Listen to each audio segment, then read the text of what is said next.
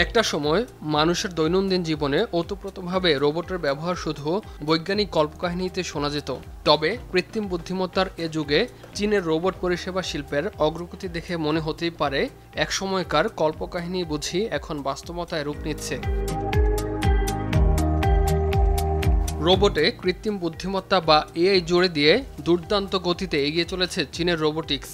6 পায়ের robot guide কুকুর এখন আরও উন্নত কৃত্রিম বুদ্ধিমত্তার সাহায্যে গুরুত্বপূর্ণ ভূমিকা রাখছে বিচিত্র ক্ষেত্রে। গৃহস্থালির নজরদারি, বয়স্কদের সেবা এবং কঠিন পরিবেশে বৈজ্ঞানিক গবেষণার কাজ করা ছাড়াও বর্তমানে পর্যটনেও ভূমিকা রাখছে এই robot.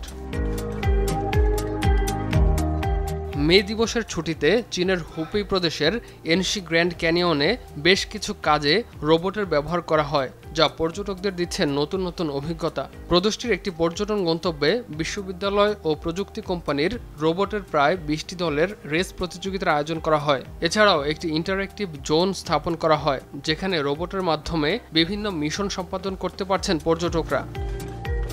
Walton Washing Machine, simplifying life with hassle-free washing.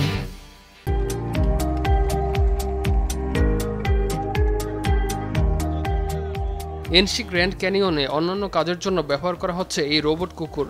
মালামাল ও আবর্জনা বহনের কাজেও ব্যবহৃত হচ্ছে এগুলো, যা হয়ে উঠেছে এই পর্যটন কেন্দ্রের নতুন এক আকর্ষণ। বর্তমানে এই রোবট কুকুরগুলো থাকায় জিনিসপত্র বহন করা অনেক সহজ হয়েছে, অন্যদিকে পরিশ্রমও কমেছে।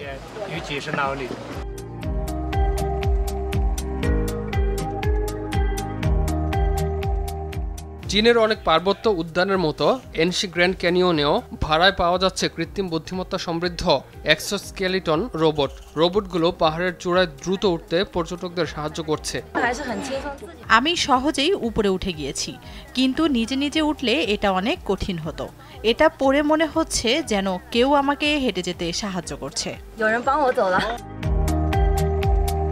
চীনের পর্যটন শিল্পে রোবটের এমন ব্যবহার পর্যটকদের শুধু আকৃষ্টই করছে না, দিচ্ছে নতুন নতুন অভিজ্ঞতাও।